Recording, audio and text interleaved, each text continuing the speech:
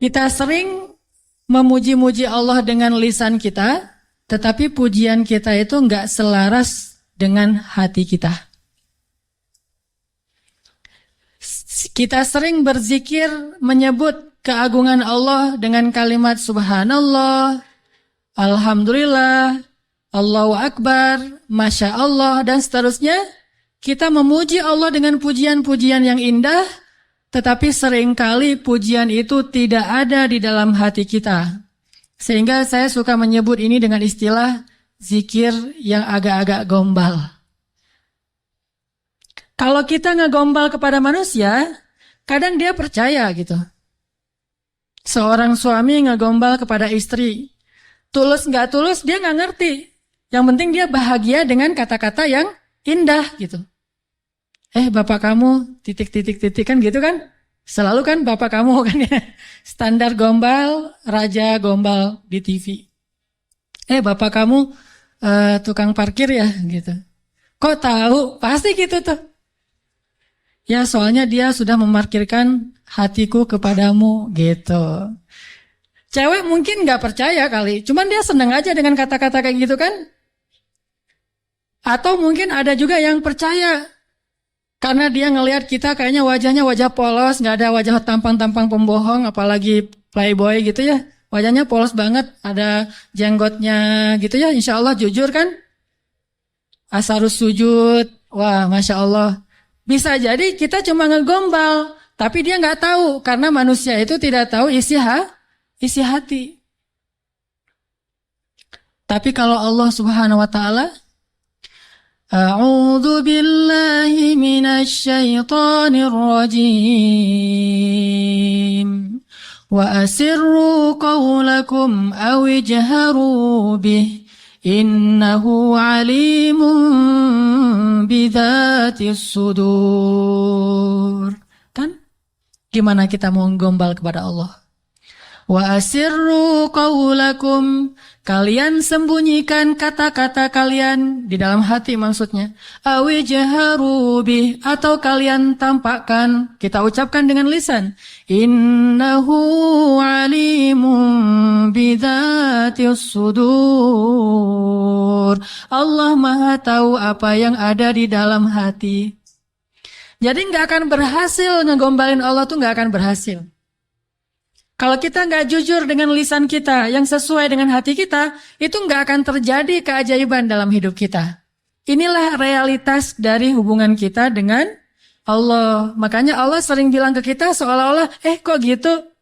Barusan kamu bilang hasbi Allah, cukup bagi saya Allah. Tapi kok nggak cukup kalimat Allah itu menggetarkan hati?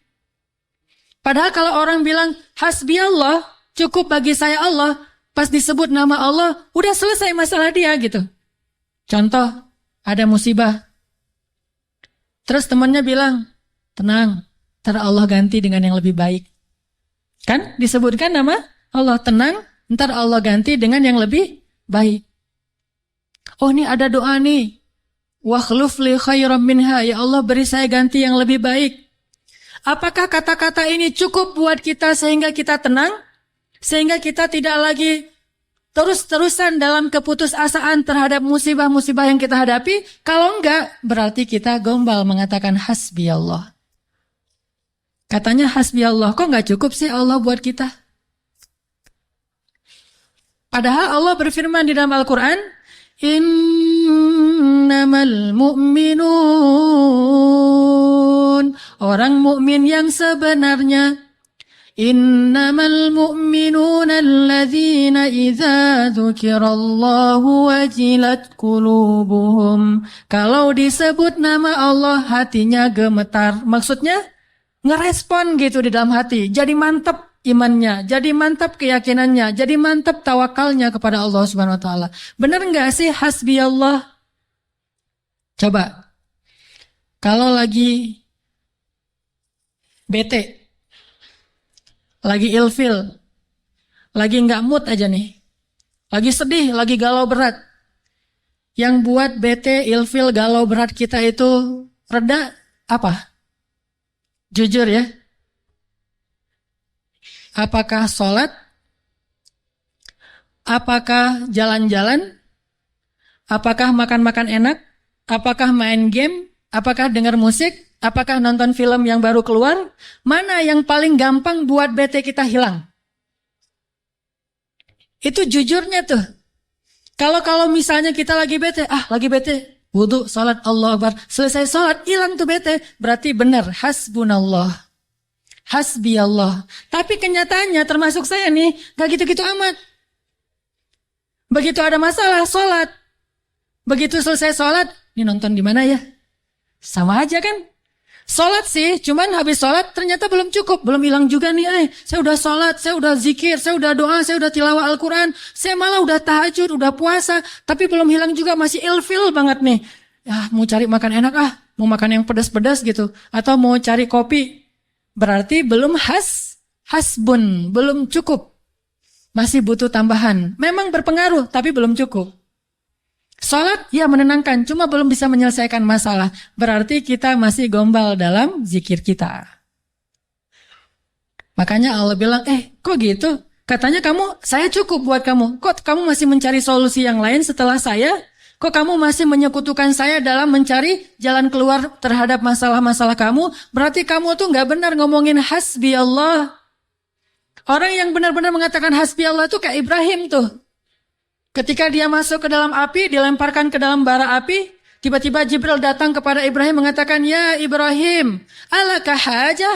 Apakah kamu punya sesuatu yang kamu butuhkan? Sal, tu'tah, minta kepada saya nanti saya akan kabulkan." Kata Jibril. Apa kata Ibrahim? Amma ilaik fala. Kepada kamu? Enggak. Saya tidak butuh siapapun. Hasbiyallah wa ni'mal wakil.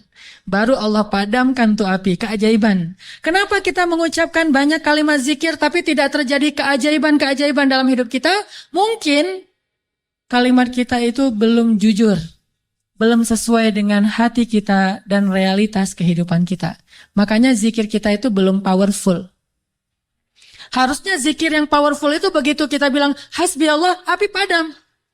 Jadi kalau ada kebakaran, hasbiyallah, nggak butuh telepon pemadam kebakaran, selesai sudah. Kenapa kita telepon pemadam kebakaran? Karena kita belum hasbiyallah secara jujur. Ini benar nih, walaupun contohnya agak-agak lebay mungkin ya, tapi benar loh. Kenapa kita ketika nggak usah api yang membakar rumah lah, nggak usah kebakaran, hal sepele aja. Masalah perasaan, masalah lapar. Bukankah Nabi mengatakan nanti makanan orang di akhir zaman adalah kalimat la ilaha illallah? Ini makanan orang di akhir zaman. Ketika muncul Dajjal, makanan kaum muslimin itu adalah la ilaha illallah. Begitu bilang la ilaha illallah, kenyang. Itulah orang yang selamat di masa Dajjal. Kira-kira kalau sekarang Dajjal keluar, kita selamat nggak?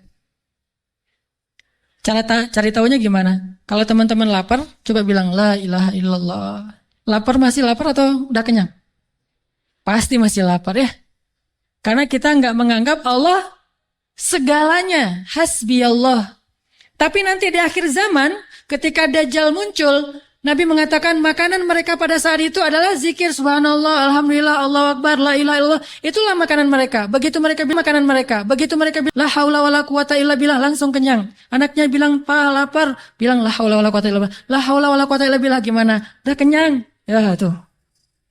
Itu benar-benar umat akhir zaman banget tuh. Kalau kita kayaknya bukan umat akhir zaman. Umat zaman edan. Kita ucapin la ilaha illallah masih lapar, sholat masih galau, udah zikir sekian ribu masih sedih, masih sakit hati. Kenapa? Karena kalimat kita itu belum jujur. Kok gitu kalimat kamu, kata Allah kepada kita. Karena Allah tahu isi hati kita. Wa asirru qawlakum aw jaharu bi innahu alimun bidzatis sudur. Seandainya kita jujur, Allah akan tunjukkan keajaiban yang luar biasa loh dalam hidup kita. Wa aufu bi'ahdi ufi bi'ahdikum wa iyaya farhabun. Kata Allah, jujur, tunaikan janjimu kepadaku, aku pasti akan tunaikan janjiku kepadamu. Dan kepadakulah kalian akan lari. Maksudnya, kepada Allah kita meminta pertolongan. Jadi kalau kita jujur sama Allah, Allah akan jujur sama kita. Kalau kita benar-benar mengatakan itu dengan yakin, Allah tidak akan mengecewakan kita sama sekali. Keajaiban itu akan terjadi dalam hidup kita. Sangat mudah urusan kita. Saya sendiri sering membuktikan ini dan sering benar. Kalau ada yang keliru, itu karena saya masih belum baik imannya. Misalnya, contoh sederhana mau ceramah.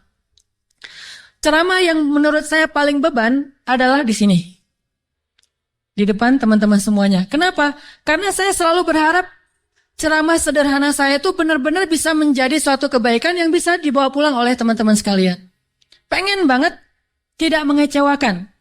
Jadi saya bukan perform untuk menghibur, tapi perform untuk memberi sesuatu yang kita cari bersama kan?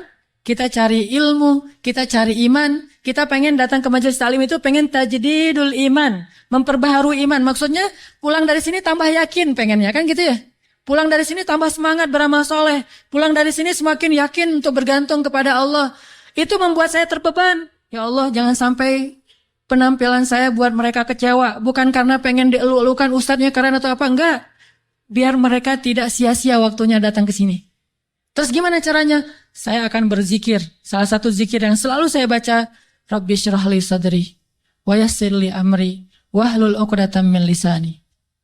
Dan wahlul uqdatam min lisani saya ulang berkali-kali. Kenapa? Saya khawatir saya tidak menyampaikan sesuatu dengan jelas dan baik sehingga teman-teman tidak memahami. Wa yassir li amri wahlul uqdatam min lisani yafqahuna qauli.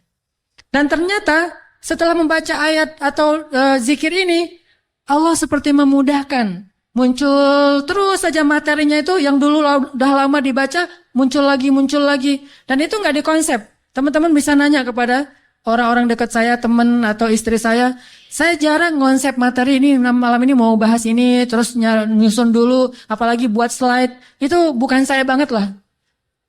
Modalnya tuh benar-benar saya mengonsep materi, mencari bahan, itu ketika saya di Mesir dulu. Itu masa-masa mencari bahan. Sekarang bukan masa mencari bahan, masa memahami realitas untuk menawarkan bahan ini loh. Dulu di Mesir nyari bahan baca, dengerin terus saja selama 6 tahun. Sekarang diingat-ingat, yang mana ya? Yang ini. Oh ya, sampein. Artinya doa Rabbi syrah li sadri itu benar-benar memudahkan urusan. Termasuk kalau misalnya kita lagi ada masalah sama seseorang. Kita doa ya Rabbi, mudahkan urusan saya. Mudah enggak? Kalau kurang mudah, berarti kita belum benar-benar jujur dalam kalimat kita kepada Allah. Jujur gimana? Kita yakin enggak sih Allah yang memudahkan urusan kita? Kalau kita yakin banget, Allah akan tunjukkan keajaiban yang luar biasa. Seperti cerita kemarin tuh. 2 orang yang saling berhutang kan? Yang satu memberi hutang dan bertanya, siapa saksinya? Kata yang berhutang, Allah saksinya, boleh enggak? Kata yang memberi hutang, oh boleh, Allah itu sebaik-baik saksi dan itu jujur, yakin gitu. Coba kalau kita lakukan itu sekarang, mungkin kita akan dikhianatin, akan dirugiin sama banyak orang. Kenapa? Karena nggak yakin banget kepada Allah SWT. Masih ada setitik ragu. Ntar kalau dia bohong gimana? Bukankah ada Allah? Ntar kalau dia lupa gimana? Bukankah ada Allah? Ntar kalau dia berubah pikiran gimana? Bukankah ada Allah? Ntar kalau dia hilang tiba-tiba nggak membayar hutang gimana? Bukankah ada Allah? Bukankah ada Allah ini jarang kita ucapkan? Kita masih ragu walaupun kita mengatakan hasbiyallah, hasbunallah. Makanya jarang ngelihat keajaiban. Padahal kalimat itu kalimat-kalimat yang mukjizat, powerful. Sebagian mungkin pernah dengar cerita Imam Hasan Al-Basri. Tahu Imam Hasan Al-Basri? Salah satu ulama generasi tabi'in, generasi kedua. Ceritanya, Imam Hasan Al-Basri ini pernah bikin seorang gubernur Baghdad, namanya Hajjaj. Hajjaj ini gubernur yang sangat jahat, sering membunuh orang soleh, termasuk sahabat Nabi pernah dibunuh sama dia. Imam Hasan Al-Basri pernah bikin gubernur Hajjaj itu tersinggung. Kapan? Ketika Imam Hasan Al-Basri diundang ke rumah Gubernur Hajjaj bersama beberapa ulama yang lain, beberapa tokoh masyarakat diundang ke rumah barunya, istana gitu. Jadi Raja Hajjaj ini suka bikin istana terus pamer. Ngundang nih. Diundang orang-orang penting, minta semacam testimoni gitu, minta komentar. Jadi kalau bahasa kita mah ngeposting di sosial media, terus nunggu gimana menurut kalian. Jadi yang komennya tuh macam-macam ditungguin sama dia. Nanya ke setiap orang yang tamu yang diundang, gimana menurut kamu istana saya? Rata-rata mengatakan ini bagus, istana pertama yang saya lihat yang paling indah segala macam. Bahasa-bahasa memuji lah. Dan gak jujur. Begitu giliran Hasan Al-Basri, ya Syekh Hasan, gimana menurut Syekh tentang istana saya? Syekh Hasan mengatakan, saya sama sekali tidak tertarik dengan semua ini. Sesungguhnya apa yang ada di sisi Allah lebih baik daripada apa yang ada di sisi Anda. Ini ucapan Hasan Al-Basri. Karena lagi ada acara makan siang kayak gitu, banyak orang Hajjaj menahan emosi. Dia tersinggung banget, marah sebetulnya. Akhirnya udah selesai obrol-obrolan, makan, pulang. Saat pulang, Raja Hajjaj mengutus 2 orang prajurit untuk menangkap Hasan Al-Basri di tengah jalan. Suruh bawa balik lagi ke istana. Mau dia apa? Mau dipancung. Karena dia suka mancung, orang soleh.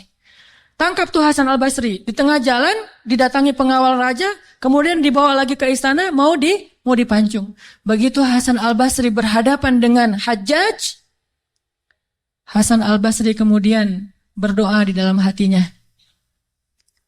Yang tadinya Hajjaj marah besar, pengen bunuh Hasan Al-Basri, pengen memancung Hasan Al-Basri, tiba-tiba pas ngelihat wajah Hasan Al-Basri, Hajjaj ini berubah seperti orang yang kena hipnotis. Tiba-tiba dia tersenyum, tiba-tiba dia jadi orang yang humble, hangat banget, langsung memeluk Hasan Al-Basri. Selamat datang wahai Syekh, selamat datang, duduk.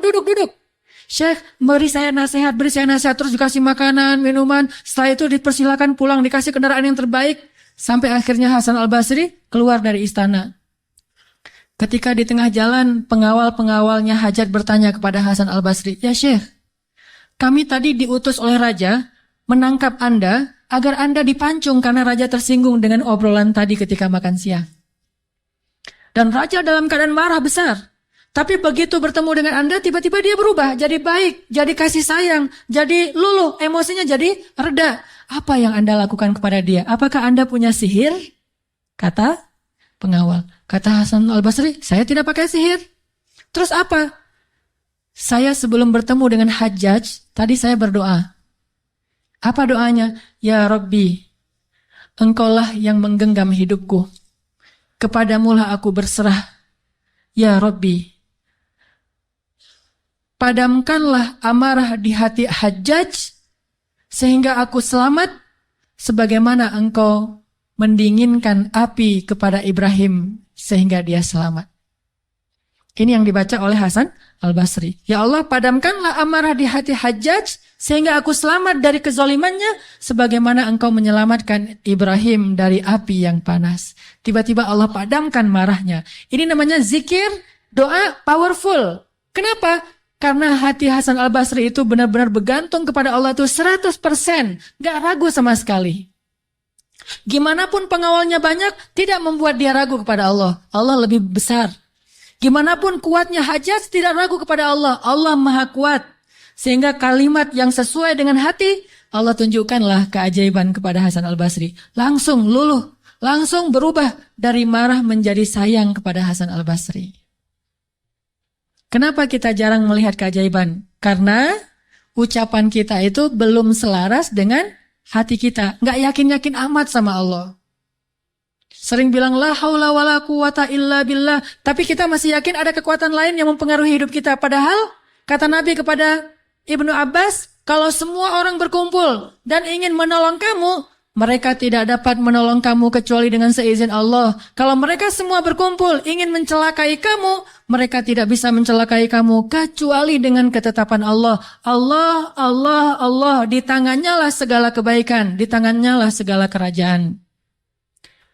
Tabarakalladzi biyadihil mulk wa huwa ala kulli syai'in qadir. Percaya enggak kita dengan ayat itu? Jawab dengan hati kita masing-masing. Kalau kita percaya, baru terjadi keajaiban dalam hati kita. Pernah menghadapi orang marah? Pernah? Sering kan? Siapa yang marah? Istri. Tahu gimana kalau istri lagi marah? Oh, belum tahu ya. Ya udah deh, ganti contoh. Orang tua deh, orang tua. Saya lupa aja nih kalau saya di hadapan para jomblo fisabilillah. Kalau istri lagi marah, padamkan marahnya itu bukan dengan hadiah dunia dulu. Itu buat kita ragu sama Allah dan mengandalkan materi. Pas marah, tunjukin. Mau ke Lombok, Bali, Jogja, atau Maldives. Pasti dia pilih Maldives tuh. Pas dia pilih Maldives, kita nangis. Kenapa? Dananya nggak cukup. Makin marah dia tuh. Jangan nawarin materi dulu untuk meredakan marah seseorang. Karena kita akan bergantung kepada materi itu. Ternyata ampuh. Kalau dia marah, saya kasih tuh brosur. Brosur doang. Kalau lagi marah, nonton yuk. Pelan-pelan reda marahnya, berarti efektif. Nonton cukup bagi saya. Pas lagi marah, ada kafe baru loh, enak tuh makanannya, terutama tuh misalnya green tea-nya, milkshake tuh paling enak tuh se-Bandung. Reda marahnya, milkshake cukup bagi saya, kan? Bukan hasbi Allah, hasbiya milkshake. Kenapa bisa gitu? Karena ketika kita mau meredakan marah seseorang itu kita menggunakan materi. Atau menggunakan bahasa-bahasa ngegoda, ngerayu, gombal tadi. Tapi kan lama-lama agak-agak habis juga ya bahan menggombal ya. Harus buka. Jadi teman-teman bisa ke Gramedia mungkin beli buku dengan judul Kumpulan Gombal-Gombal Efektif. Udah teruji. Banyak yang menggunakan gombal ini dan berhasil meredakan amarah. Mungkin. Tetapi itu berarti kita tidak mendapatkan yang paling luar biasa. Sehingga suatu saat kita akan kewalahan sendiri. Berapa sering kita bisa memberikan materi, memberikan brosur, memberikan kafe, memberikan nonton, memberikan hiburan, entertain segala macam. Berapa sering? Coba sesekali ketika menghadapi seseorang yang marah, andalkan Allah.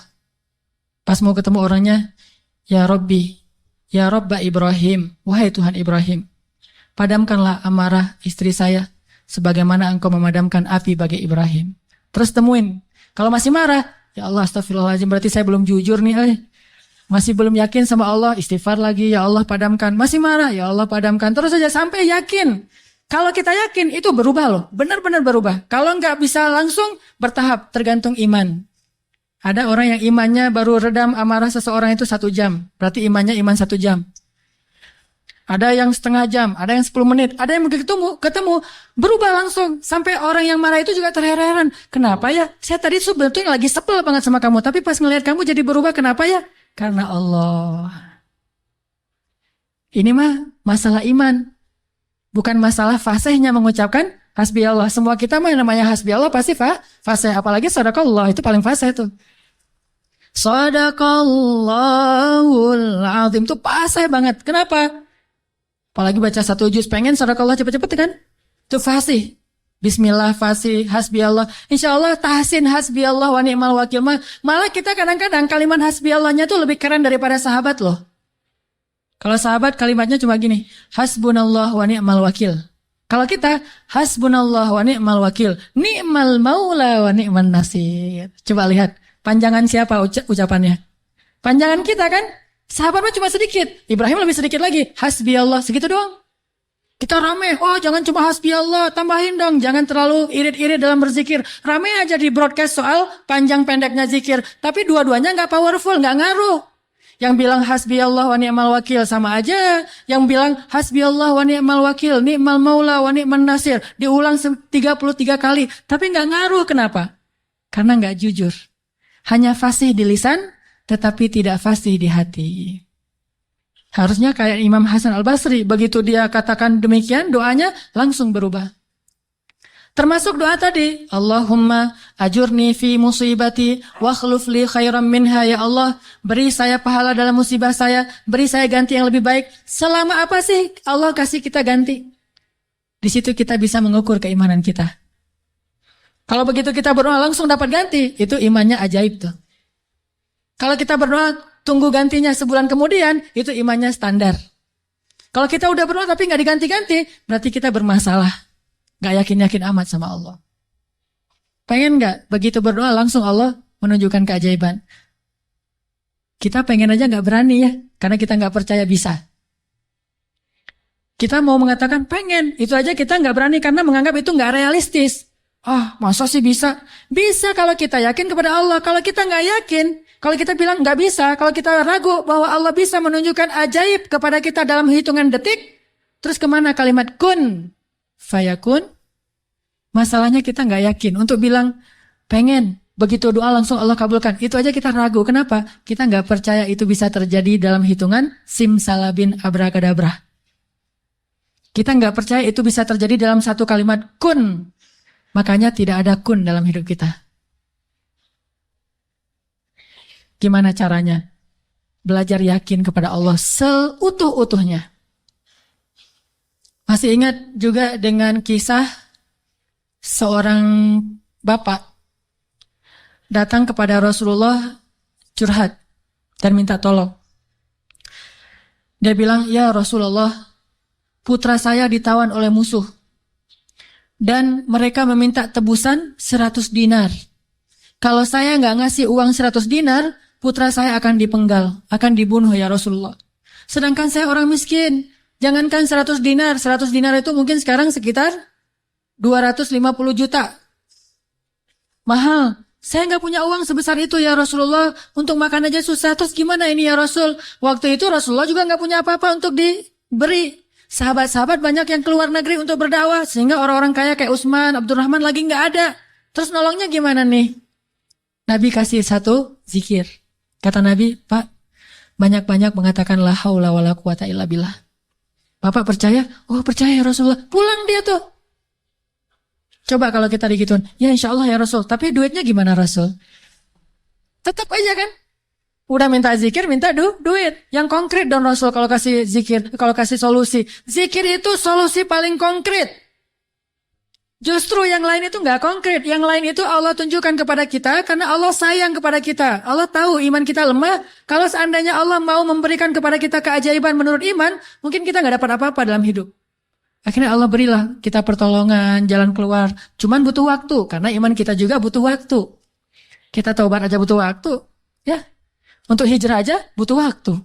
Untuk taubat butuh waktu. Mau sholat aja minta tambahan waktu. Udah azan, jangan sekarang deh, ntar lagi. Gimana kita mau dapat pertolongan Allah yang sekarang? Fair nggak sih kalau Allah mengatakan, oh ntar lagi ya hambaku, orang kamu juga barusan sholatnya juga bentar lagi. Allah kasih tuh. Begitu Nabi bilang, ucapkan banyak-banyak membaca la haula wala quwata illa billah. Dia yakin langsung mengatakan, oh ya insya Allah, yakin gitu. Akan terjadi keajaiban, bukan ya ada Utsman nggak Rasul? Nggak. Abdurrahman bin Auf rumahnya di mana ya? Enggak nanya-nanya orang kaya. Udah aja yakin. Pulang dia tuh. La haula wala quwata illa billah. La haula wala quwata illa billah. La haula. Artinya apa? Tidak ada daya dan upaya dari makhluk. Allah lah yang maha kuasa. Pulang ke rumah, istrinya nungguin. Pak, gimana? Udah ketemu Rasulullah.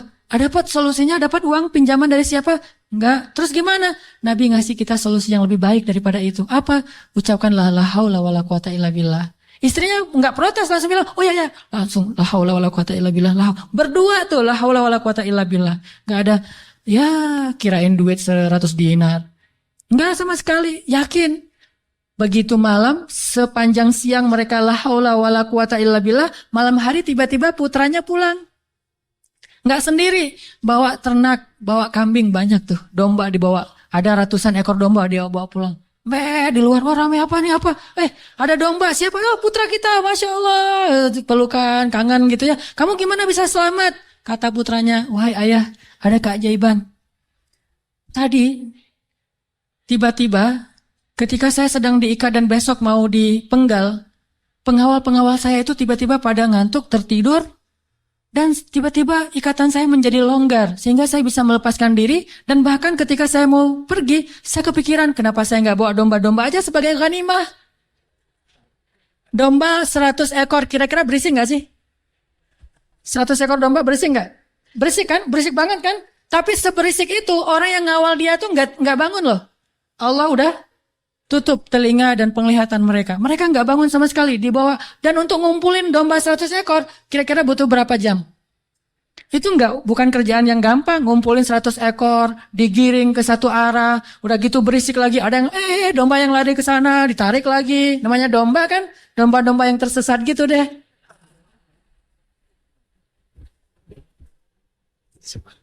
Gimana coba? Tapi pengawalnya nggak bangun sama sekali sampai ke rumah. Pengawalnya mungkin belum bangun, atau mungkin nggak akan bangun lagi kali.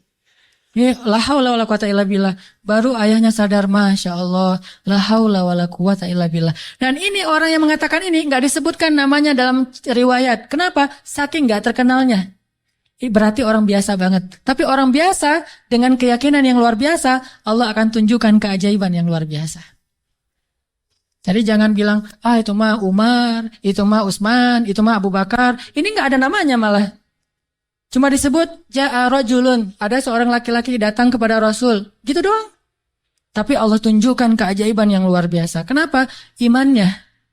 La haula wala quwata illa billah. Sehingga anaknya datang membawa domba, jadi kaya raya. Sama juga dengan cerita Fatimah bintu Rasulillah. Pasti tahu ceritanya. Karena Fatimah capek di rumah, gak ada pembantu, Ali sering berjihad, akhirnya dia ngurus anak sendiri, anaknya laki-laki lagi, namanya anak laki-laki, bukan bandel, emang dia aktif gitu. Akhirnya Fatimah ngerasa agak berat nih, kalau harus ngurus semuanya sendiri, gak punya pembantu. Datanglah ke rumah ayahnya, ayah, ya Rasulullah, ayah tahu keadaan rumah tangga saya bersama Ali. Ali orang yang sibuk bekerja, membela agama Allah, berdakwah, berjihad. Saya sendiri di rumah gak ada pembantu, boleh gak minta seorang pembantu dari rumah ayah? Kan banyak pembantu Rasulullah yang jadi relawan tuh. Kata Rasulullah, ya Fatimah, mereka itu bukan pembantuku, tetapi pembantu kaum muslimin. Jadi gak mau dikasih kepada urusan keluarga. Maka pulanglah Fatimah. Oh ya ayah gak apa-apa, pulang nih bersama Ali, gak dapat apa-apa. Nabi kan gak enak hati, karena Nabi sayang banget dengan putrinya ini, putri kesayangan Nabi banget di antara putri-putrinya, Fatimah Az-Zahra. Akhirnya Nabi menyusul Fatimah ke rumahnya. Assalamualaikum, waalaikumsalam, dibukain pintu. Ya Fatimah, ya Ali, la tahzana, janganlah kalian bersedih. Mau aku kasih yang lebih baik daripada pembantu? Oh apa ayah? Kirain robot-robotan atau apa gitu ya. Pembantu yang dalam bentuk robot kan tinggal beli baterai aja tiap bulan atau dicas gitu. Apa ya ayah yang lebih baik daripada pembantu? Kita tahu, kata Rasulullah sebelum tidur, bacalah zikir ini, ayat ini, maka insya Allah itu lebih baik daripada pembantu. Mereka protes nggak? Nggak. Oh ya, sami'na wa ata'na. Diamalin tuh, nggak pernah tinggal. Dan selamanya mereka nggak punya pembantu, tapi nggak pernah mengeluh lagi. Allah berikan mereka jalan keluar. Jalan keluarnya adalah dikuatkan hati dan kesabarannya. Itu keajaiban. Kenapa kita udah berdoa tapi hati kita masih lemah? Karena kita tidak berdoa dengan hati, tapi kita berdoa dengan kok gitu? Gak sesuai antara lisan dengan kenyataan. Ada lagi nih kisah yang mungkin sebagian teman-teman pernah mendengar bagaimana Rasulullah SAW pada malam perang Badar. Melakukan apa Nabi malam perang Badar teh? Istighosah. Pernah dengar istilah istighosah? Mungkin sebagian orang menganggap istighosah ini bid'ah. Istighosah itu salah satu di antara hal yang paling luar biasa yang dilakukan Nabi. Dan disebutkan di dalam surat Al-Anfal. إِذْ تَسْتَغِيثُونَ رَبَّكُمْ. Ketika kalian beristighosah kepada Tuhan kalian. Apa itu istighosah? Berdoa dengan penuh keyakinan. Malam sebelum terjadi perang Badar, semua para sahabat itu tidur. Dan luar biasanya, tidurnya juga sampai mimpi lah gitu. Mimpinya apa? Mimpi basah. Ini serius. Jadi semua sahabat pada malam itu digoda oleh setan sehingga mereka mimpi basah. Dan ketika bangun dari tidur, mereka harus mandi junub. Tapi tidak ada air. Akhirnya Allah turunkan hujan. Pada mandi di bawah hujan semuanya sambil bertakbir. Pada malam itu cuma 2 orang yang gak tidur. Rasulullah dan Abu Bakar As-Siddiq. Ngapain? Doa kepada Allah. Salah satu yang terekam dalam sejarah di antara doa Nabi pada malam perang Badar apa? Ya Allah, seandainya besok kami semuanya terbunuh, maka saya khawatir tidak ada lagi orang yang menyebut namamu di muka bumi. Tolonglah hamba-hambamu ini ya Allah. Terus berdoa dan mengangkat tangannya tuh gak gini. Tapi ngangkat tangannya tuh gini. 2 tangan. Nabi berdoa dengan mengangkat tangan setinggi-tingginya. Rabbi gitu. Terus berdoa kayak gitu sampai syal Nabi jatuh, ditaruh lagi oleh Abu Bakar. Jatuh dan menangis sampai basah janggutnya Rasulullah SAW yang mulia. Kemudian Abu Bakar yang sedih mengatakan, ya Rasulullah, hasbuk, hasbuk. Cukup ya Rasulullah, Allah sudah mendengar doamu, cukup. Nabi nggak cukup-cukup, terus saja berdoa. Apa yang terjadi besok? Allah utus malaikat ribuan untuk menolong Rasulullah dan para sahabat. Dan kita lihat hasil perang Badar. Bukan karena dia Rasulullah, tetapi karena imannya adalah imannya seorang Rasulullah. Kalau kita punya iman minimal dekat atau mirip dengan imannya seorang Nabi, Allah akan tunjukkan mukjizat yang mirip dengan seorang Nabi, yang disebut dengan karomah. Itulah keajaiban. Jadi, bukan mustahil. Kalau kita tidak pernah melihat keajaiban, itu pasti karena kita masih belum selaras antara lisan dengan hati kita. Masih ingat kalimat Nabi ditodong dengan pedang, dihunuskan pedang, lagi istirahat di bawah pohon? Nabi lagi istirahat nih. Tiba-tiba datang orang Badui, orang kafir, menghunuskan pedang di leher Nabi. Dan itu benar-benar mau membunuh Nabi. Nabi seorang diri, sahabat jauh. Terus laki-laki itu mengatakan, ya Muhammad, sekarang kamu sendiri. Kalau saya akan membunuh kamu sekarang, siapa yang bisa menolong kamu? Rasulullah dengan tenang dan mantap mengatakan, Allah. Kalimat Allah itu membuat laki-laki tadi gemetar dan jatuh pedangnya. Coba, ini kalimat Allah kayak gimana? Coba kita ucapkan Allah, ada yang gemetar nggak? Allah, apaan? Nggak dengar? Ya. Biasa aja. Jadi kalau ada musuh, misalnya kita lagi marahan nih di jalan, ada orang yang marah, pengen ngancam kita, Allahu Akbar. Dia langsung gemetar gitu, langsung tunduk, langsung gak bisa berdiri. Berarti ini Allahu Akbar kita ini udah benar-benar powerful. Tapi kenyataannya kan gak pernah kan. Kita bilang Allah terus orang gemetar gara-gara kata-kata kita. Rasul bisa kayak gitu loh.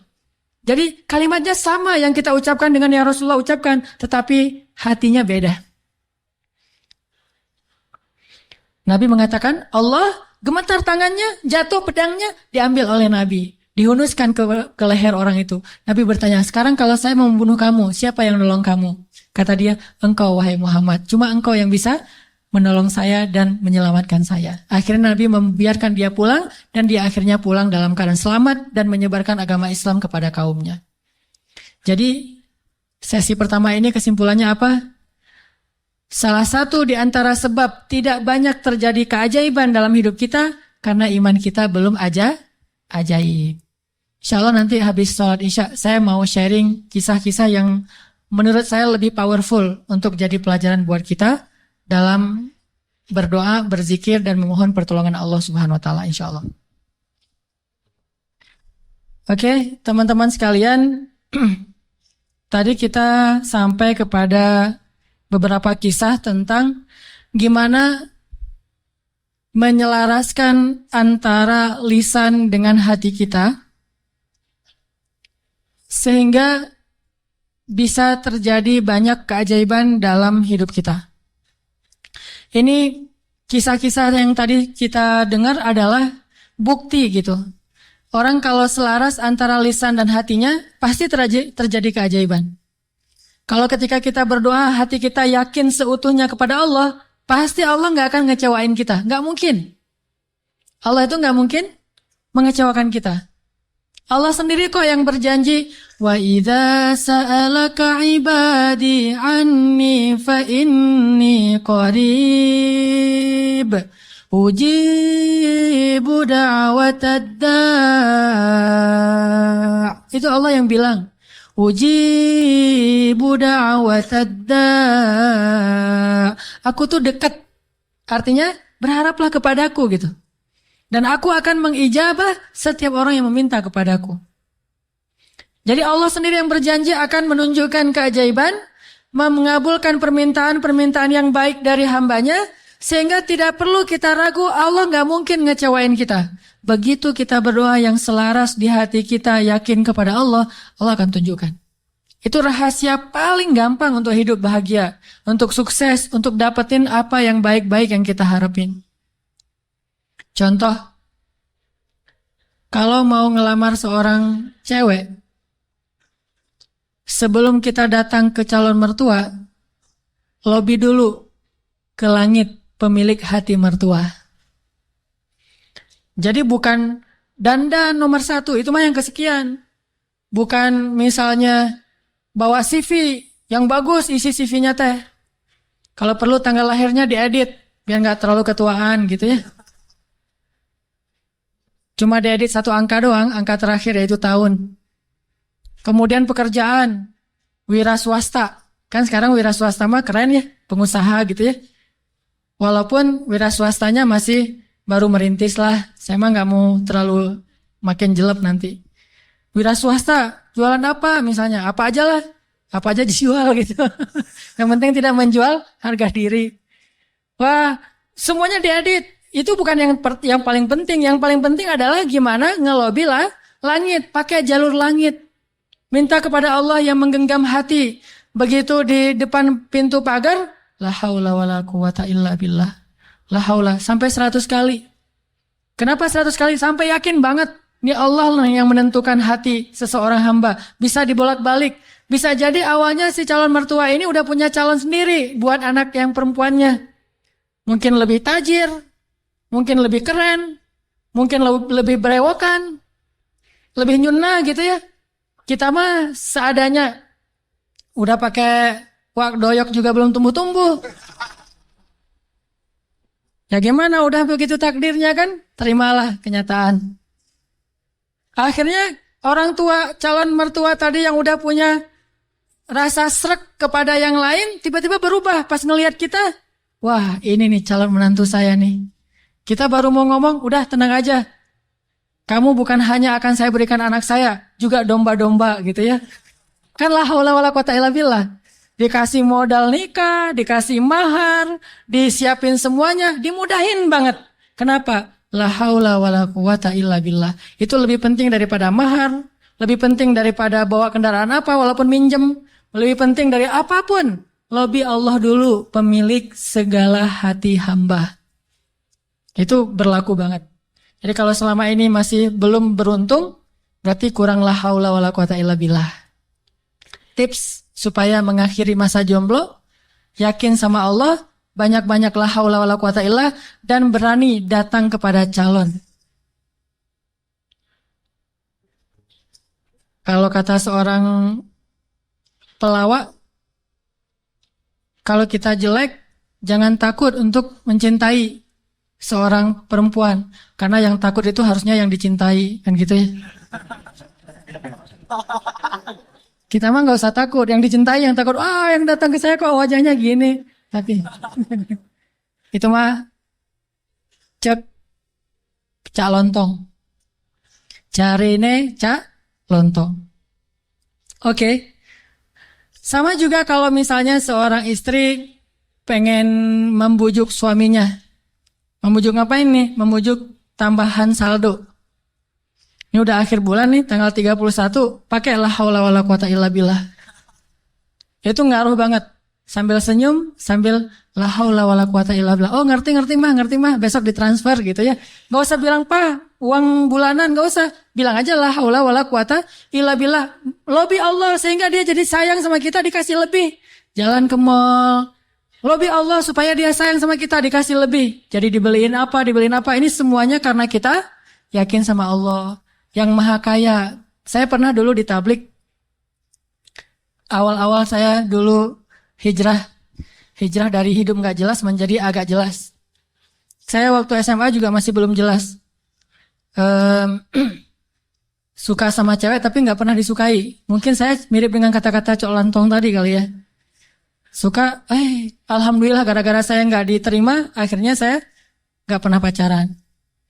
Itu bukan karena saya gak mau pacaran, karena nasib aja. Jadi akhirnya gak bisa pacaran. Nah, pas sudah jelas gara-gara datang jamaah tablik berdakwah di sekolah saya, akhirnya saya masuk ke tablik yang khuruj 3 hari, 40 hari. Di tablik itu ada pelajaran tauhid yang menurut saya bagus ya, inspiring gitu. Kalau kita lagi makan nih, kan makannya tuh rame-rame tuh, pakai talam gitu kan, makan rame-rame. Terus ada petugas khidmat namanya yang ngasih-ngasih lauk, nasi, ikan, segala macam. Jadi SOP di tablik, kalau kita lagi makan, mau minta tambahan makanan, nasi, ikan, atau lauk, itu nggak boleh minta kepada yang khidmat. Kita ngomong, Allah, ikan, Allah, datang tuh ikannya.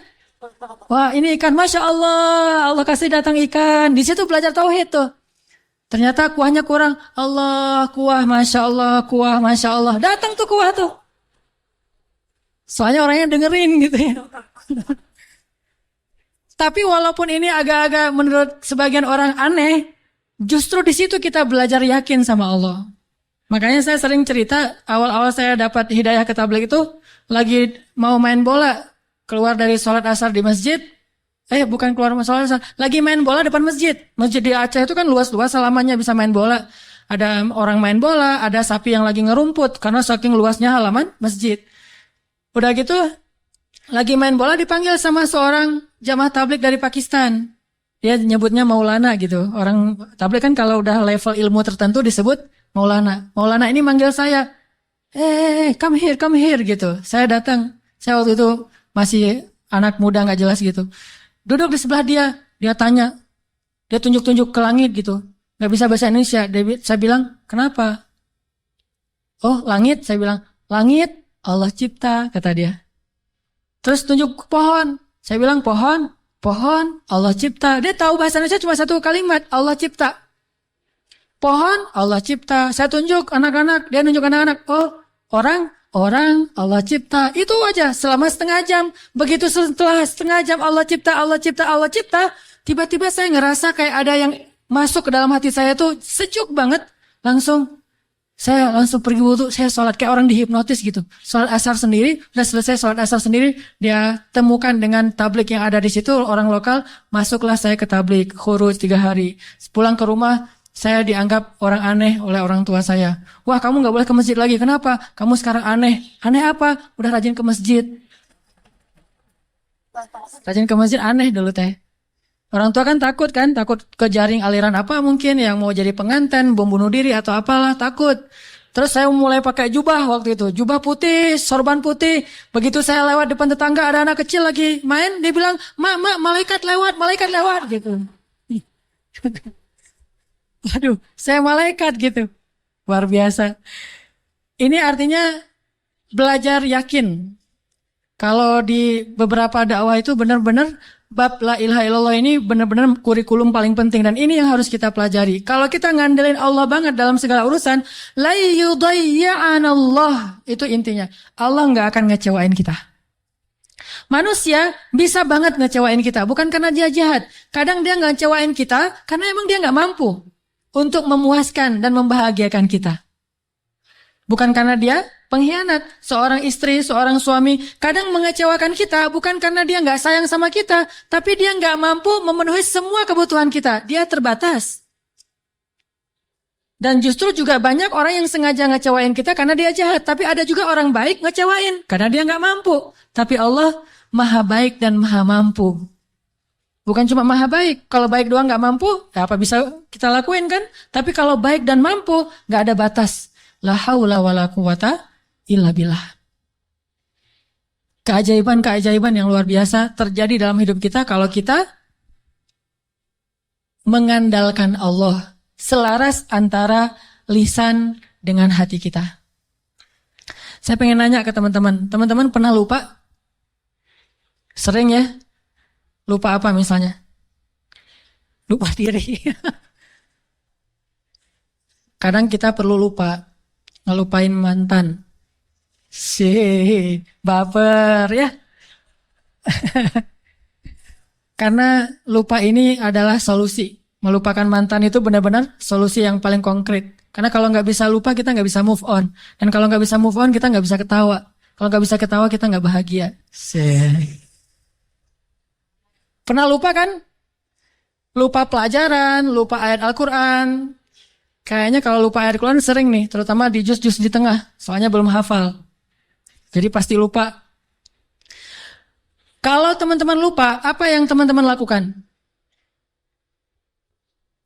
Hah? Kalau lupa gimana? Diingat-ingat.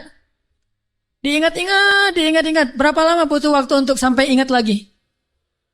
Kadang cepat, kadang lama ya. Ada tips dari ulama Al-Azhar. Setiap kita ujian di kampus di Al-Azhar itu selalu ulama tuh syekh, doktor, profesor masuk ke ruang-ruang kelas kita bilang gini, ya abnai, wahai anak-anakku, Ini indahnya ujian di Mesir itu gitu. Bukan cuma ujian tulis, tapi dapat nasihat lagi mau ujian. Nasihatnya jangan nyontek ya, bukan. Nasihatnya apa? Ya abnai, panggilannya lembut, wahai anak-anakku. Kalau nanti kalian mau kerjakan soal, jangan lupa bismillah. Kalau kalian lupa, jangan lupa. Kalau kalian lupa, ucapkanlah istighfar dan salawat. Allah akan mengembalikan ingatan kalian. Karena tidaklah seseorang itu lupa kecuali karena dosa-dosa. Maka istighfarlah. Itu nasihat yang setiap tahun saya dengar kalau mau ujian. Jadi ngena banget gitu. Akhirnya saya praktekkan tuh. Wah, ini bener nih tips yang luar biasa. Lupa nih mau nulis, ini jawabannya apa ya? Ini di bukunya halaman berapa atau yang kata-kata siapa gitu? Astaghfirullahaladzim. Allahumma sholli ala Sayyidina Muhammad. Ingat. Kadang-kadang juga nggak ingat sama sekali. Udah berkali-kali sholawat. Soalnya bukunya belum saya baca. Wah, ini nggak ingat-ingat ini. Kan ada masa-masa iman naik dan turunnya. Kalau lagi turun buku nggak dibaca. Pede banget baca judul-judul doang gitu. Baca daftar isi. Jadi cara belajar cepat tuh baca daftar isi. Nanti kurang lebih kayak gitulah di karang-karang aja gitu. Akhirnya nilainya harus di remedial diulang. Padahal udah selawatan masih remedial. Kenapa nggak belajar? Kalau kita lupa, coba deh. Uji iman kita dengan istighfar dan salawat. Kalau belum ingat juga, berarti iman kita masih lemah. Lupa nama si fulan, siapa ya? Lupa namanya. Astaghfirullahaladzim. Allahumma sholli ala Sayyidina Muhammad. Langsung ingat. Itu berarti insya Allah udah bisa ngandelin zikrullah dalam hidupnya. Kalau belum bisa, berarti banyak-banyak istighfar. Andalkanlah Allah, la yudayyi'akallah. Maka Allah tidak akan mengecewakan kita. Mau? Teman-teman pengen kalau misalnya ngelamar seorang cewek langsung diterima tanpa syarat? Mau? Serius? Gimana caranya biar terjadi keajaiban dalam hidup kita? Pengen ini, alhamdulillah dapat. Segala kebaikan yang kita pengenin dapat gitu. Pengen punya anak, Allah kasih anak. Ya Rabbi, wahanal azmu minni, washta'ala ar-ra'su syaiba, walam akun bidu'aika Rabbi syaqiyya. Ya Allah, saya sudah tua, rambut saya sudah beruban, tapi saya nggak pernah berputus asa dalam berdoa kepadamu. Fahabli min ladunka waliya, yarithuni wa yarithu min ali Yaqub waj'alhu rabbi radiyya. Langsung Allah bilang, Ya Zakaria, inna nubashiruka bi ghulam ismuhu Yahya lam naj'al lahu min qablu samiyya. Ya Zakaria. Langsung Allah kasih jawaban. Bergembiralah Zakaria, kamu akan punya anak laki-laki dan namanya saya yang kasih nama, bukan kamu yang cari di Google. Saya kasih nama, siapa namanya ya Allah? Yahya, dan tidak ada anak seperti dia sebelumnya. Solehnya luar biasa. Wa hananan min ladunna, anakmu itu hanan banget, kata Allah. Apa itu hanan? Lemah lembut. Wa hananan min ladunna wa zakatan, anak yang terpelihara dari dosa. Wa taqiyya, hanan at-taqi, lembut dan mudah-mudahan bertakwa, cenah gitu ya. Itu sifat Nabi ya, Nabi Yahya. Wa barram biwalidayhi, berbakti kepada kedua orang tua. Tuh, Allah langsung kasih sifat-sifatnya, bukan cuma anak terus terserah orang tuanya, enggak. Allah udah beri dia sifat yang sangat mulia. Dari apa itu? Dari yakin. Belum pernah kecewa dalam berdoa. Padahal berdoanya tuh lama loh, tapi enggak pernah kecewa. Dan Allah tunjukkan betapa Allah tidak mengecewakan hamba-hambanya. Wa barram biwalidayhi wa lam yakun jabbaran 'asiyya. Dia anak yang berbakti, tidak pernah berlaku kasar dan tidak pernah berbuat dosa. Bayangin, anak gak pernah berbuat dosa sampai akhir hayatnya. Yahya alaihissalam. Wassalamun alaihi yawma wulida wa yawma yamutu wa yawma yub'atsu hayya. Dia selamat ketika dia lahir dan ketika dia wafat, dan ketika dia dibangkitkan, dijamin masuk surga anaknya. Belum lahir udah dibilangin kayak gitu. Hasil dari mengandalkan Allah, yakin sama Allah. Dikasih, tenang aja. Aduh udah 10 tahun nikah belum dikasih anak, tenang. Nabi Zakaria kayak gitu, Nabi Ibrahim juga kayak gitu. Ada perempuan yang dulu pernah saya kisahin di zaman Nabi Musa. Ya Rahim, ya Rahim. Tapi dengan yakin ngomong kayak gitu. Coba kita bilang ya Rahim tapi gak yakin. Gak dapet tuh. Takdirnya gak akan punya anak. Tapi karena dia ya ya Rahim terus. Tiba-tiba Allah mengubah takdir. Sesungguhnya rahmatku lebih luas daripada takdir. Andalkan Allah. Gimana caranya biar kita dapat keajaiban? Buat Allah percaya sama kita. Itu tips yang paling penting. Buat Allah percaya sama kita. Kalau Allah udah percaya, udah selesai. Kalau Allah udah radhiyallahu an, Allah udah ridha, Allah udah percaya, Allah udah mengatakan kita siddiqun. Apa itu siddiq? Orang yang benar. Berarti Allah akan tunjukkan banyak sekali kebaikan dan keajaiban dalam hidup kita. Buat Allah percaya sama kita. Sehingga Allah menyebut kita orang yang benar. Ulaika humus shadiqun. Dia itu orang yang benar. Wadhkur fil kitabi Ibrahim innahu kana siddiqan nabiyya. Ibrahim itu hambaku yang siddiq. Wadhkur fil kitabi Idris innahu kana siddiqan nabiyya. Hambaku Idris itu adalah hamba yang siddiq. Makanya Allah tunjukkan banyak keajaiban. Idris meninggalnya di mana? Wa rafa'nahu makanan 'aliyya. Kami angkat Idris ke tempat yang tinggi, yaitu ke langit kelima. Jadi ceritanya malaikat maut datang kepada Idris, pengen nyabut nyawa Idris. Kata Idris, wahai malaikat maut, jangan cabut nyawa saya sekarang. Terus gimana? Saya minta waktu gitu.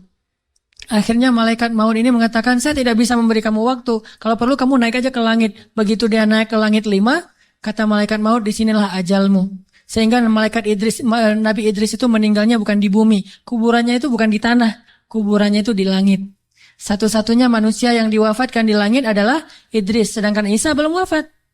Kalau Idris diangkat ke langit dan diwafatkan. Isa diangkat ke langit dan Allah biarkan sampai nanti akan datang kembali di akhir zaman. Kalau Idris wafat, cuma wafatnya di langit. Coba. Keajaiban. Kenapa? Innahu kana siddiqan. Karena dia siddiq, Allah percaya, Allah kasih dia keajaiban. Begitu juga dengan Ibrahim. Gimana cara Ibrahim buat Allah percaya sama Ibrahim? Sehingga ketika Ibrahim dalam keadaan terdesak, Allah kasih keajaiban. Ya nar, kuni bardan wa salaman ala Ibrahim. Wahai api, jadilah kamu sejuk dan selamat bagi Ibrahim. Langsung sejuk, apinya membara-bara sampai kayu bakarnya habis, tapi Ibrahimnya dalam keadaan selamat. Kayak di ruang AC. Kenapa? Karena Allah udah percaya sama hatinya Ibrahim. Gimana cara Ibrahim membuktikan dan membuat Allah percaya kepada dia? Nabi Ibrahim membuktikan itu di waktu-waktu yang sulit, bukan di waktu yang mudah. Jadi bukan hanya dengan sholat Allah akan percaya sama kita. Tapi ketika kita dapat masalah, siapa yang kita andalkan? Kalau kita mengandalkan Allah dan senantiasa kayak gitu dalam kesabaran, tidak berputus asa kepada Allah, yakin Allah gak akan ngecewain kita, Allah akan percaya sama kita. Dan saat Allah percaya, Allah tunjukkan keajaiban. Nih kisah Ibrahim yang luar biasa yang dulu sering kita baca. Ibrahim itu by the way orang mana? Orang mana Ibrahim teh? Orang Irak. Ibrahim aslinya dari Irak. Dari Basroh. Mirip dengan Imam Hasan al-Basri, Basroh. Jadi Ibrahim itu orang Irak. Lalu berdakwah di Irak di usia 17 tahun tuh udah mulai kayak kita lah, anak ABG tapi udah hijrah. Hijrah pemikiran tapi bukan hijrah dari dosa kepada yang baik. Hijrah pemikiran. Dari awalnya mikirnya macam-macam, agak liar gitu. Wah ini Tuhan saya, yaitu matahari. Ini Tuhan saya, yaitu bulan. Ini Tuhan saya, yaitu bintang. Kan liar ya. Sampai akhirnya, ini semuanya tenggelam. Tuhan saya adalah pencipta semua ini. Dan di usia segitu beliau ditaruh di dalam api dan yakin banget kepada Allah. Dia punya seorang ayah namanya Azar. Azar ini seniman nyeleneh. Kalau seniman doang masih mending kan? Ini udah seniman nyeleneh. Kalau seniman doang dia dengan artnya, dengan seninya itu hak dia. Tapi ketika dia nyeleneh, gimana? Dia membuat patung lalu menyuruh orang untuk menyembah patung buatannya. Dan dia juga tokoh agama yang ngajarin cara nyembah patung buatannya, ngajarin doa-doanya, sehingga orang menyembah patung buatan Azar. Lalu dia punya kedudukan di sisi rajanya, Namrud. Sehingga ketika anaknya berdakwah di sana, kedudukan Azar ini terancam. Akhirnya dia diusir. Ibrahim diusir dari Irak, disuruh pergi atau dibunuh. Akhirnya berangkatlah Ibrahim bersama 2 orang.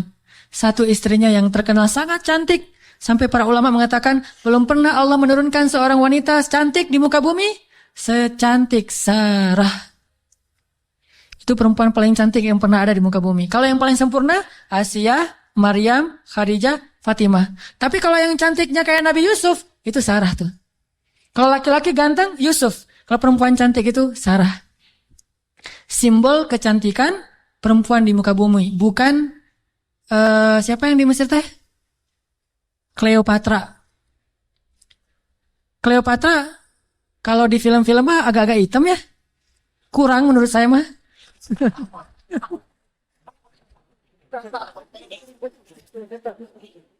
Kalau Sarah itu benar-benar cantik tuh, simbol kecantikan wanita di muka bumi. Nanti kalau punya anak jangan lupa kasih nama Sarah. Sarah.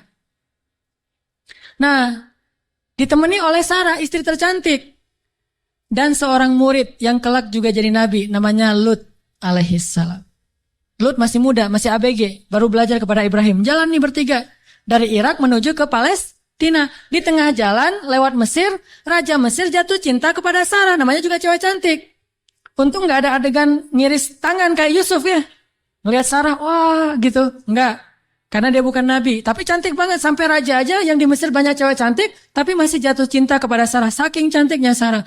Begitu tahu Sarah adalah istrinya Ibrahim, akhirnya raja jadi segan, gak berani. Soalnya Ibrahim terkenal dengan kebijaksanaannya, kearifannya, ilmu yang luas. Sehingga lama-lama malah rajanya merasa takjub kepada Ibrahim. Karena tahu ilmu Ibrahim yang sangat banyak, ini menurut sebagian riwayat. Ini riwayat yang terakhir saya baca, ternyata yang paling kuat. Akhirnya raja ini menitipkan salah satu putrinya kepada Ibrahim yang kita kenal dengan nama Hajar. Ternyata Hajar itu menurut sebagian ulama, ini penelitian terakhir, bukan budak Mesir. Hajar itu putri raja. Raja ini punya puluhan anak dari banyak istri karena mereka tidak ada syariat, tidak ada 1, 2, 3, masna, wasulatha, waruba. Adanya asyara, isrun, salasun, 10, 20, 30. Istrinya banyak gitu. Sehingga anaknya ratusan. Salah satu di antara anaknya yang perempuan, putrinya namanya Hajar. Dan Hajar ini putri kesayangan Raja Mesir. Dititipin kepada Ibrahim untuk jadi apa? Nyantri di rumah Ibrahim, belajar kebijaksanaan dari Ibrahim. Dititipin nih. Hajar juga cantik. Tapi tetap Sarah paling cantik. Berangkat ke Palestina. Berempat. Ibrahim, Hajar, Sarah, Hajar, dan Lut. Sampai di Palestina sekian tahun, Ibrahim gak dikaruniai anak dari Sarah. Akhirnya Sarah karena merasa tidak tega kepada suaminya, dan suaminya sangat menginginkan anak laki-laki untuk meneruskan dakwahnya, Sarah nawarin kepada Ibrahim, Kang Ibra, Kang Ibrahimovic kalau orang kalau bola teh, Kang Ibra, apa neng? Ini Akang serius mau punya anak? Ya serius satu neng. Siapa juga yang gak mau punya anak? Ini mah kalau disundakan. Gimana kalau Akang nikah lagi? Tuh neng jangan canda tuh neng gitu. Malu-malu gitu ya. Ini senangnya dicerita yang gini-gini nih. Padahal saya bukan mau ngomongin ini ya tentang la haula wala quwata illa billah, cuman agak-agak banyak gimmicknya.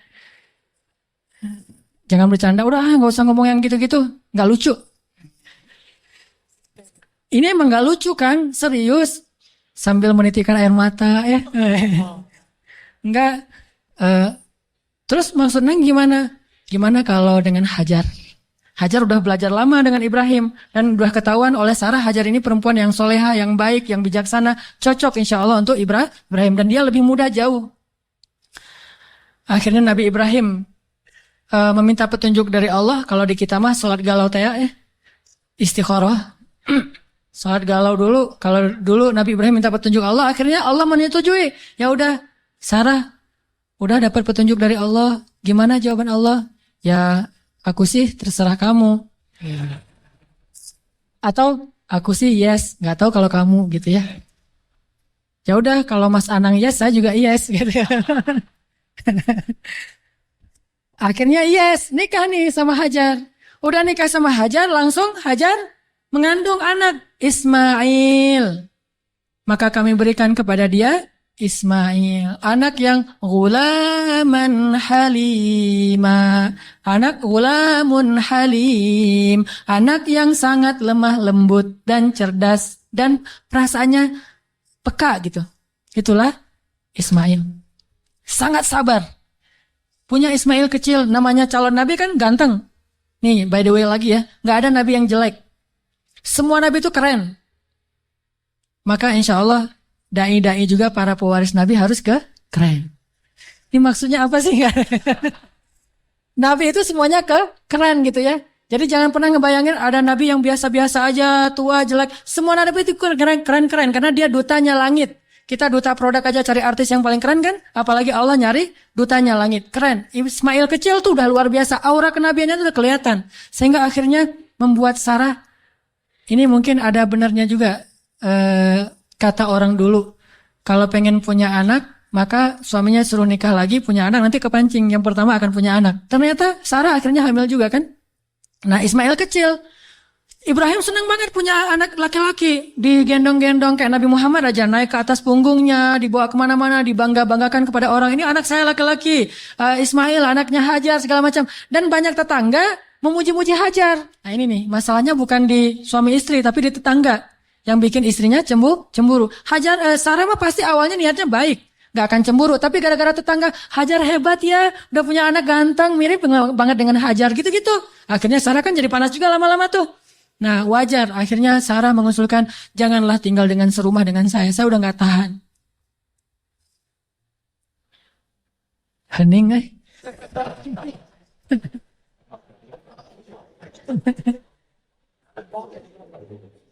deg-degan dengan kayak gini, kayak film horor. Kata Sarah, wahai, lupa, bukan wahai, Kang Ibra, Neng teh udah nggak tahan serumah sama Hajar. Kenapa tuh Neng? Ya semua tetangga muji-muji Hajar. Aduh, Neng teh apa tulah? Oh ya udah, minta lagi petunjuk Allah. Akhirnya Allah kasih perintah. Perintahnya apa? Pindah rumah, tapi nggak tanggung-tanggung, pindah kota, pindah negara dari Palestina ke Saudi Arabia, dulu namanya Bakkah. Wahai Ibrahim, bawa Hajar dan anakmu ke sebuah lembah Bakkah. By the way, perjalanan dari Palestina ke Mekah butuh waktu 2 jam naik pesawat. 2 jam naik pesawat itu kurang lebih dari Jakarta ke Medan atau Jakarta Surabaya. Tapi Ibrahim tidak naik pesawat, tidak naik buruk, tidak naik onta, nggak naik kuda, jalan kaki. Apakah Hajar protes? Kemana Kang Ibra? Pokoknya ikut aja lah, gitu. Oh iya, udah ikut aja. Nggak pernah nanya kemana, ini saya aja tadi nanya. Nggak pernah nanya kemana ya Ibrahim. Nggak. Kata Ibrahim, ya Hajar dapat perintah dari Allah, kita ke lembah Bakkah. Ikut, ya sami'na wa ata'na. Nggak pernah nanya kemana, nggak pernah naik apa, terus bekalnya gimana, terus nggak ada rest area yang di mana aja, di kilometer berapa, nggak, udah aja jalan gitu. Coba bayangin suami bawa istri, kadang-kadang kesasar muter-muter, istrinya langsung, wah papa nggak tahu jalan, pakai ini atuh GPS, nggak sabar ya. Atau suami ngajak jalan kemana gitu, udah mama turun di mall ini aja, nanti dijemput lagi gitu kan, minta dijemput di mall. Kalau Hajar nggak. Mau naik apa, kemana, sami'na wa ata'na kepada suami. Ini supaya Allah percaya sama Ibrahim dan Hajar. Jalan, kira-kira dari dari Jakarta ke Surabaya jalan kaki berapa lama? Atau naik skateboard aja deh. Jalan kaki berapa lama? Tebak aja deh, 1 bulan ya. Perjalanan 1 bulan. Gak ada rest area sama sekali. Makanannya apa yang dibawa sebagai bekal? Roti keras yang kalau dimakan itu harus direndam dulu dengan air. Saking kerasnya roti supaya awet gitu. Jadi kalau udah sampai di oasis kecil, Nabi Ibrahim turun duduk bersama istrinya, bersama bayinya, rendam roti dulu sambil ngobrol-ngobrol. Wah, padang pasir. Ya iyalah, apalagi gitu. Direndam nih roti sampai akhirnya rotinya udah agak lembut, makan. Hajar ngasih ke anaknya. Udah gitu jalan lagi sebulan, bayangin. Nggak pernah nanya kemana sih Ibrahim. Ini nyasar kemana sih kita? Nggak bawa peta gitu? Nggak sama sekali, jalan aja. Sami'na wa ata'na. Begitu sampai di sebuah lembah yang kata Allah, biwadin ghairi dhi zar'in 'inda baitikal muharram. Di sebuah lembah yang tidak ada pohon apapun. Pohon yang di tempat lain di padang pasir aja tumbuh, ini nggak tumbuh sama sekali saking tandusnya. Udah sampai di lembah itu, kemudian Ibrahim mengatakan, disinilah tempat kita. Ini rumah kedua kita. Hajar nggak pernah banding-bandingin. Rumah Sarah enak tuh di Palestina. Kok saya ditaruh di sini? Enggak. Udah, oh iya, tinggal di sini teman Ismail. Dan nggak ngomong-ngomong juga, ini gara-gara Hajar, gara-gara Sarah nih. Nggak nyalahin Sarah, nggak nyalahin Ibrahim. Sami'na wa ata'na. Buktikan itu, biar Allah percaya sama kita. Kalau Allah percaya, Allah nggak akan ngecewain kita. Sami'na wa ata'na. Ya Ibrahim, ya. Tinggal di situ aja. Baru 3 hari tinggal di situ, akhirnya Ibrahim mengatakan di satu pagi, ya Hajar, aku harus kembali ke Palestina. Baru di situ Hajar tanya, setelah sebulan gak nanya apapun, taat aja. Baru ketika mau ditinggal di lembah yang gak ada air sama sekali, cuma ada air di dalam tempat dari kulit yang mereka punya, dan itu hanya bertahan 1 hari lagi. Tiba-tiba Ibrahim bilang mau pergi ke Palestina lagi, baru di situ Hajar bertanya dengan lembut sekali. Ya Ibrahim, kenapa kamu meninggalkan kami di sini? Nanyanya gitu. Mendengar pertanyaan ini Ibrahim gak tega dan langsung pergi. Gak menjawab, gak ngelihat, pergi aja. Melihat suaminya pergi, anaknya lagi digendong. Ibrahim Hajar gak pernah mengatakan, kamu tega sama saya? Kalau kamu tega sama saya, minimal jangan tega dong sama bayi saya. Sinetron banget ya. Ini sama bayi saya nih, bayi kita Ibrahim. Ini hasil cinta kita berdua gitu kan. Enggak sama sekali, enggak baper lah. Iman tuh mengalahkan baper. Ya Ibrahim, kenapa engkau tinggalkan kami di sini? Cuma sesingkat itu pertanyaannya, lembut lagi tuh. Dan enggak marah-marah. Pokoknya kalau kamu pergi, jangan balik lagi. Enggak gitu. Ibrahim enggak tega. Akhirnya Ibrahim jalan aja. Begitu agak jauh Ibrahim jalan, baru Sarah nanya dengan pertanyaan yang benar. Allahu amaraka bihadza? Apakah Allah yang menyuruhmu begini? Allah. Jadi kalau A-nya panjang itu artinya apakah Allah? Kalau Allahnya pendek berarti Allah aja. Jadi kalau kita azan jangan Allahu Akbar, Allahu Akbar. Apakah Allah Maha Besar? Itu salah ya. Makanya A-nya jangan kepanjangan kecuali bertanya. Allah, A itu apakah? Makanya Hajar bilang, Allahu amaraka bihadza? Apakah Allah yang menyuruhmu begini ya Ibrahim? Baru Ibrahim berhenti dan mengatakan, ya. Ini setelahnya kalimatnya powerful banget. Apa kata Hajar? Idzan la yudayyi'anallah. Kalau gitu pergilah wahai suamiku. Allah gak akan mengecewakan kami. Coba. Baru Allah percaya sama Hajar. Kalau gitu pergilah suamiku. Allah gak akan mengecewakan kami. Jadi kita, Papa pergi dulu ya. Papa baru datang pergi lagi. Gak usah dijawab. Langsung aja nyalain kendaraan. Nanti istri akan nanya, Pak, Allah yang nyuruh Papa pergi. Baru dijawab. Kalau dia nggak nanya gitu, berarti pertanyaannya salah. Jadi jangan dijawab. Udah jangan nyalain kendaraan deh. Pakai helm. Gereng. Ujung-ujungnya baru nanti di SMS. Pak, kemana Pak? Allah yang nyuruh Papa pergi ya. Baru kita bilang, benar mah Allah yang nyuruh.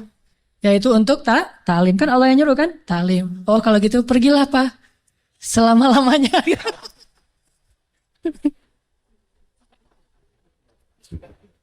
Allah gak akan mengecewakan kami, kata Hajar teh. Idzan la yudayyi'anallah. Kalau gitu Allah tidak akan mengecewakan kami. Itu kata kuncinya tuh. Dan itu nggak ngomong dengan gombal ke Allah. Allah Maha tahu isi hatinya Hajar radhiyallahu anha. Makanya Allah percaya banget sama Hajar. Akhirnya pergilah Ibrahim. Nggak ngomong, ya suamiku jangan lupa kirim SMS ya. udah sampai di mana kan khawatir gitu. Jangan lupa kirimin bekal setiap bulan 10 juta aja, nggak usah banyak-banyak. Nggak ada bekal. Tahu berapa lama Ibrahim meninggalkan Hajar di situ? 13 tahun. Nggak ada kabar, nggak ada apa-apa. 13 tahun. Kalau kita mah baru keluar 13 jam mungkin. Wah, udah curiga nih. Gak pulang-pulang 13 jam. Jangan-jangan pingsan lagi. 13 tahun gak pulang-pulang. Hajar ditinggalkan dengan air hanya bertahan 1 hari aja. Udah gitu Hajar gendong anaknya Ismail tinggal di situ berdua aja di tengah padang pasir. Gelap banget kalau malam dingin, kalau siang panas banget. Dinginnya itu saya karena lama tinggal di padang pasir. Gini-gini saya ini orang padang pasir ya. Jadi kalau malam dinginnya tuh sampai kayak jarum nusuk-nusuk ke kulit. Itu di padang pasir. Dinginnya malam. Kalau pagi, kalau siang panasnya itu kayak kita dibakar. Ekstrim. Bawa bayi. Hari pertama masih aman, masih bisa minum, rotinya direndam. Hari kedua habis air, Ismail menangis. Panik kan? Ini gimana nih? Air cari di mana? Lari-lari yang kita tahu. Naik ke atas bukit. Di mana ada burung yang kalau ada burung berarti pertanda ada air. Nggak ada burung, tapi ngelihat genangan air, turun lari. Karena pengen mendapatkan air buat anaknya yang masih kecil. Sayang banget sama Ismail. Pas turun lari ternyata nggak ada apa-apa. Naik lagi ke bukit berikutnya namanya Marwah. Turun mondar-mandir. Kenapa sampai 7 kali di tempat yang sama? Saking paniknya. Ismail terus dari kejauhan terdengar suaranya menangis. Pas Hajar sampai di bukit Marwah, suara tangisan itu hilang.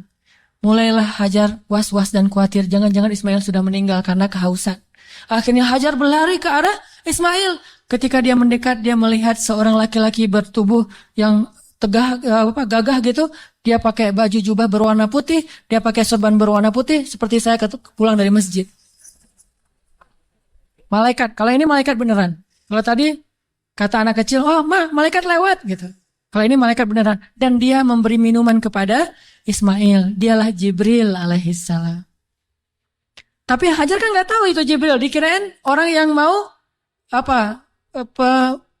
perdagangan manusia atau apa gitu. Datang Hajar ke arah Ismail, tiba-tiba laki-laki itu menghilang, namanya juga malaikat, tling gitu aja hilang gitu. Udah hilang, dilihat di bawah kaki Ismail ada mata air yang kita sebut Zam-Zam. Minumlah, mulailah peradaban di situ. Dan Zam-Zam ini mata air paling ajaib di dunia. Paling berkah, seberkah susu ibu kepada anaknya. Kenapa saya bilang berkah? Dia keluar sesuai dengan kebutuhan.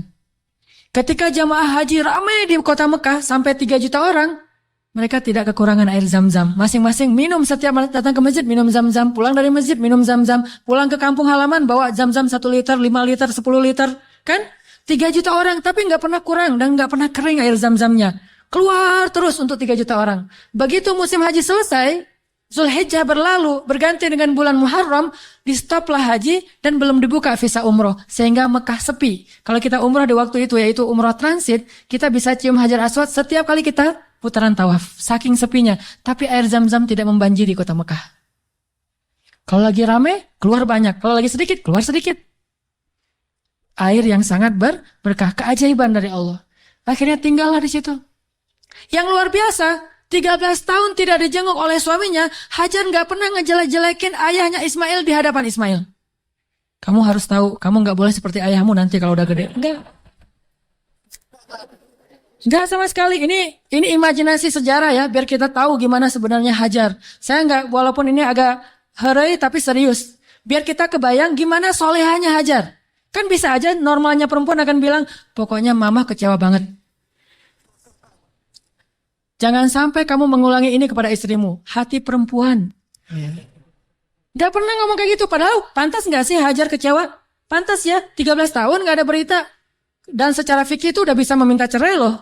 Secara fikih udah bisa khulu itu minta cerai kepada hakim. Tapi Hajar tidak sama sekali menjelekkan Ibrahim di hadapan anaknya. Apa buktinya? Ketika 13 tahun kemudian datang Ibrahim, Ismail akrab-akrab aja sama ayahnya. Ayah gitu. Oh ini nih mah orangnya nih mah. Nah. Wah udah nih, kan Ismail udah gede, 13 tahun orang Arab kan beda sama kita, 13 tahun kita kan masih culun. 13 tahunnya orang Arab itu udah memimpin pasukan seperti Usamah bin Zaid, cucunya Rasulullah, cucu angkat, udah memimpin pasukan tuh 13 tahun usianya. Jadi udah gagah, dan bahasa Allah itu ketika Ismail sudah berusia sebaya, artinya udah gagah gitu. Coba, Ibrahim waktu itu usianya berapa? 101 tahun. Ketemu kakek-kakek 101 tahun. Mah, yang mana orangnya? Ini. Kan bisa aja kan? Enggak. Mah, siapa itu? Itulah ayahmu Ibrahim, wahai Ismail. Ayah, langsung datang, cium tangannya. Ayah, gitu. Enggak ada seuson sama sekali. Itu hasil pendidikan Hajar yang luar biasa loh kepada anaknya. Dan bukti yang lebih berat lagi, 3 hari kemudian, Ibrahim mimpi menyembelih anaknya. Dan tahukah kita apa jawaban anak itu? Wahai ayahku tersayang. Bahasanya, ya abati. Bukan, ya terserah ayah deh. 13 tahun ditinggalin, sekarang mau nyembelih lagi. Ini bukan hasil pendidikan Ibrahim nih. Ini anak hasil pendidikan Hajar banget nih. Bukan Ibrahim yang mendidik dia, tetapi Hajar. Ibrahim mendoakan dia. Pelajarannya apa? Pendidikan anak yang paling berpengaruh itu dari ibu. Tapi doa adalah dari ayah. Rabbi habli minas solihin. Ibrahim yang mendoakan dia dari langit. Hajar yang mendidiknya di bumi. 13 tahun akhirnya kata dia, ya abati, wahai ayahku tersayang. If'al ma tu'mar. Lakukan apa yang diperintahkan kepada ayah. Satajiduni insyaallah minas sabirin. Akan engkau dapati aku termasuk orang yang bersabar. Jadi gak mau nyusahin ayahnya. Dalam menjalankan perintah Allah, dia tahu ayah yang nabi. Jadi jangan sampai ayah saya susah gara-gara saya yang gak rela. Saya rela banget wahai ayah. Yang penting ayah taat sama Allah. Saya akan bersabar wahai ayah. Coba kalau Ismail bilang, apa gak salah ya? Kok mimpinya aneh-aneh gitu? Pasti godaan setan deh. Gitu kan? Atau yang lebih ekstrim lagi, ayah tega. Udah ninggalin mama, sekarang mau nyembelih saya. Wah, ini bener nih ayah nih. Pasti nih bukan nabi dan segala macam. Enggak marah-marah sama ayahnya. Udah aja sami'na wa ata'na. Ismail lah gitu. Anak seorang siddiq, anak seorang ibu yang siddiqah, anak seorang ayah yang siddiq, dan melahirkan anak juga yang siddiq. Dan itu bukan basa-basi ya, benar-benar dibawa ke sebuah jabal kurban namanya bukit di daerah Arafah. Di sana Ibrahim udah mengasah parang, golok. Ketika ngelihat golok, Ismail nggak bilang, ternyata serius ya? Kirain tadi main-main gitu. Enggak, serius. Ismail tahu, udah ditidurkan Ismail. Sebelum ditidurkan Ismail curhat dulu sama ayahnya. Ya ayah, ya abati. Abati itu panggilan lembut. Kalau yang biasa ya abi. Jadi kalau kita bilang abi itu biasa. Kalau mau lebih lembut, abati. Itu lembut banget. Wahai ayahku tersayang. Ya abati. Supaya ayah tidak berat hati dalam melakukan perintah ini, tolong tutuplah wajah saya, biar ayah nggak ngelihat wajah saya. Takut kasihan. Oh ya, ditutup. Wahai ayah, tutup tubuh ayah dengan kain, supaya darah saya tidak mengenai baju ayah dan dilihat oleh ibu, nanti ibu jadi sedih. Ditutup. Wahai ayah, sampaikan salam saya ke ibu. Saya sayang sekali kepada ibu. Coba gimana hati seorang ayah? Terakhir, ayah, tajamkan pisau itu supaya memudahkan saya. Berarti yakin banget kan? Gak ada sama sekali kepikiran oleh Ismail, tenanglah, ntar diganti dengan domba. Gak kepikiran. Itu mah kita yang udah yakin karena udah baca buku. Dan salah lagi baca bukunya. Buku yang kita baca tuh Ismail tiba-tiba berubah jadi domba. Terus Ismailnya kemana? Kan gitu kan bukunya? Padahal gak gitu. Ismailnya dibangunkan, dombanya keluar dari bukit terus disembelih. Bukan Ismail berubah jadi domba, tetap aja anaknya. Cuma dari kutuk jadi domba kan? Saya kayak malin kundang. Enggak, itu mah salah dalam catatan buku sejarah. Ya ayah, sampaikan salam saya ke ibu ya. Dan tolong jangan ceritakan ini dulu kepada ibu. Padahal dia tahu ibunya soleha banget dan kuat banget.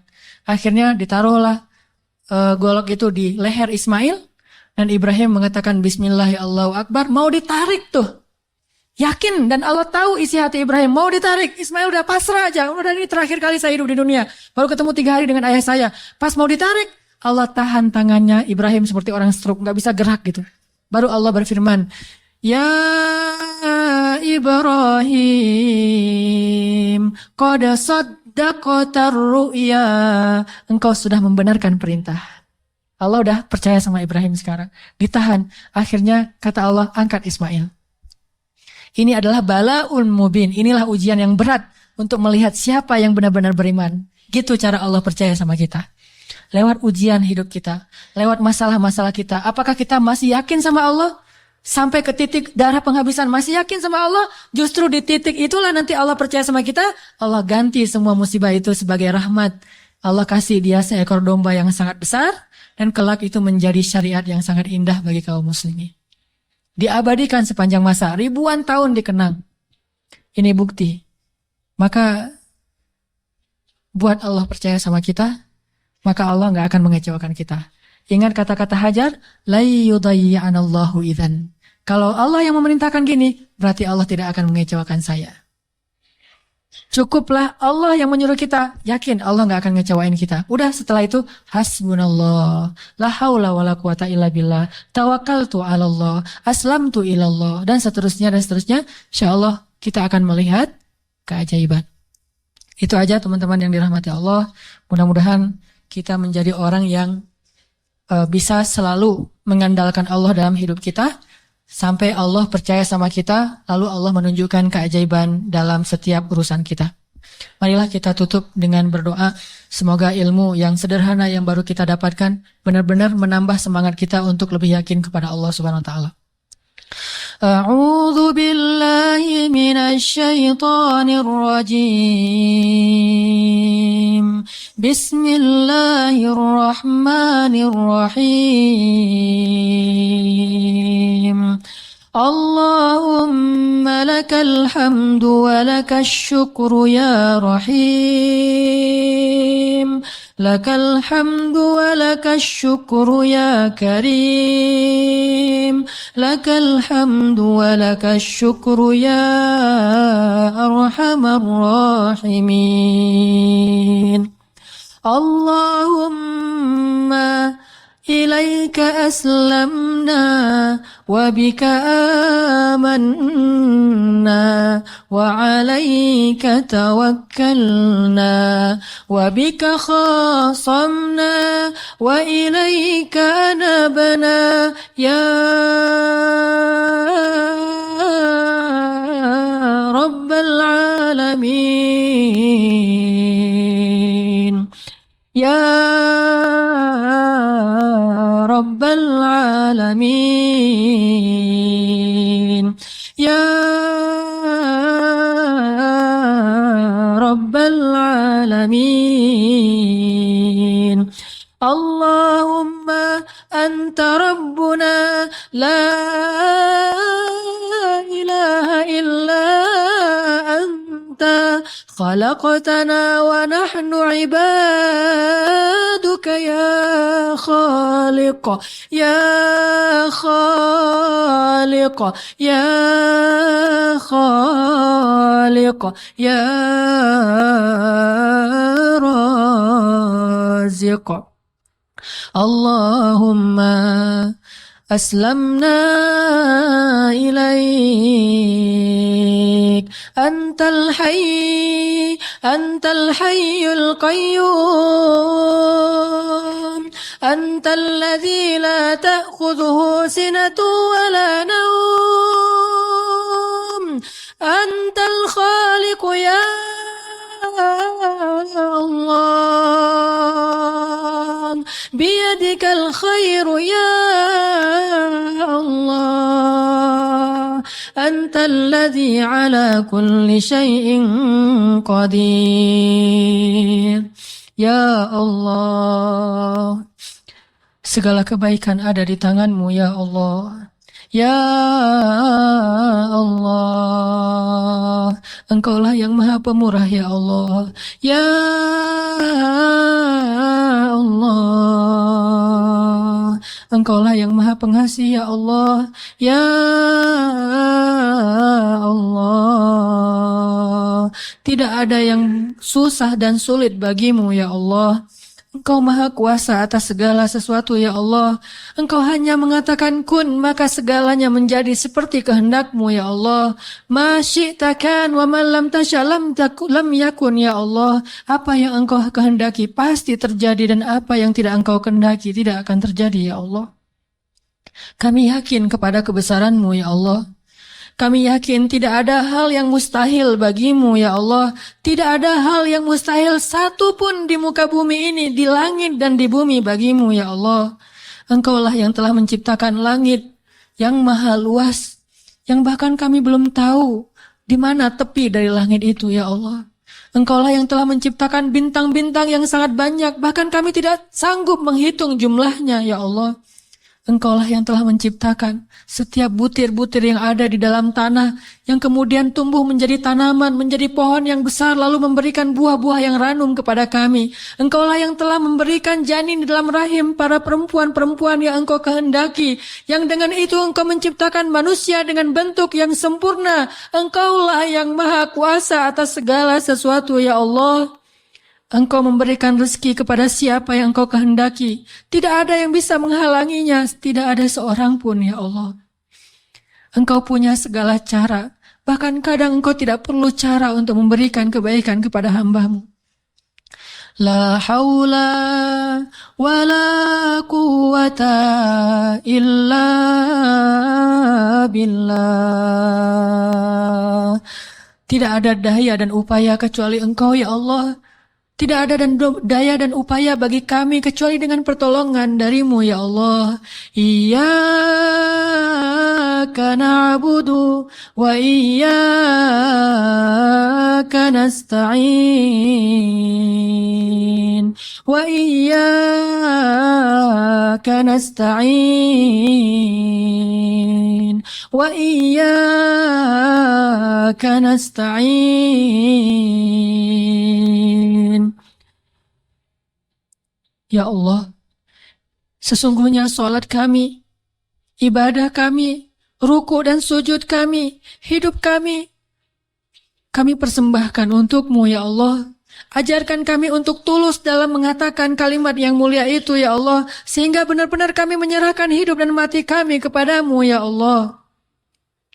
Inna salati wa nusuki wa mahyaya wa mamati lillah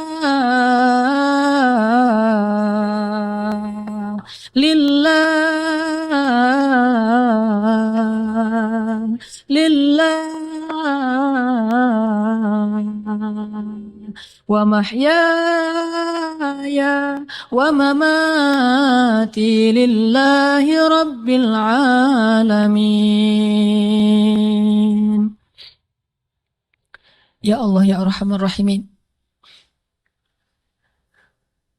kuatkanlah hati kami dalam keimanan, ya Allah. Kami tidak tahu bagaimana keadaan kami di akhir hayat kami nanti.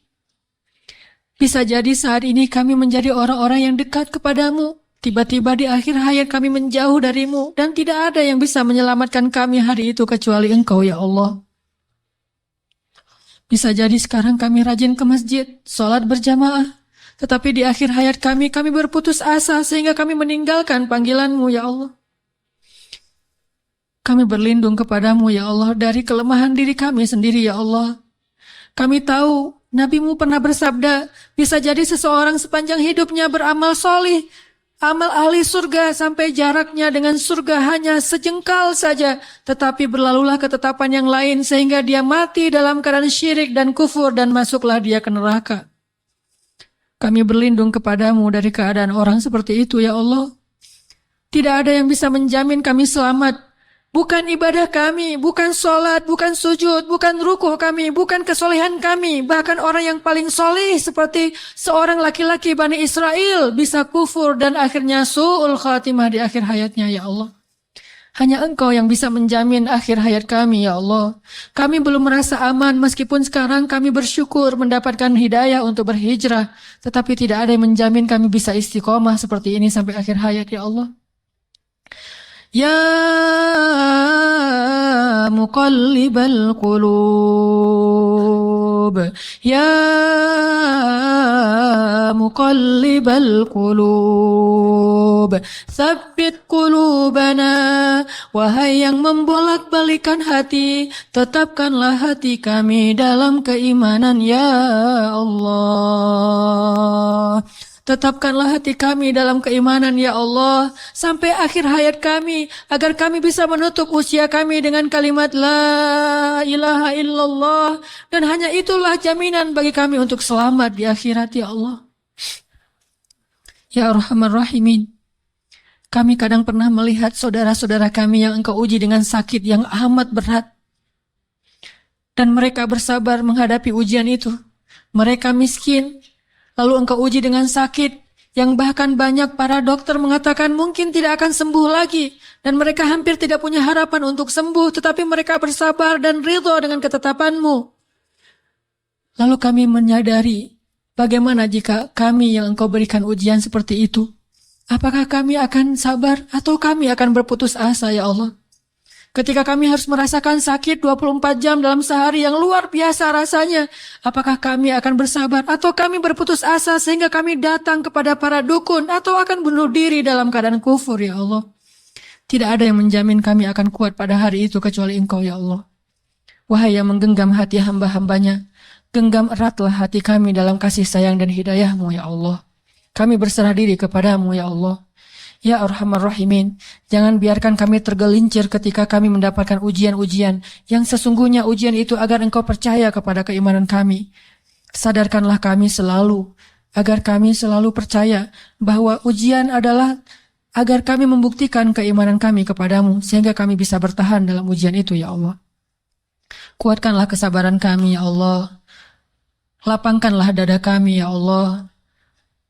Bimbinglah pikiran kami agar selalu berhusnuzon kepadamu dan kepada hamba-Mu, ya Allah. Ya Arhamar Rahimin, bantulah kami dalam segala masalah kami, ya Allah. Engkaulah yang maha pemberi rezeki, limpahkanlah rezeki yang halal bagi kami, ya Allah. Tidaklah kami meninggalkan pekerjaan yang menurut syariat agamamu itu haram, kecuali karena kami takut kepadamu, ya Allah. Dan kami yakin Engkau menyediakan yang lebih baik setelah kami berhijrah dari pekerjaan yang haram itu, ya Allah. Kami percaya dan yakin.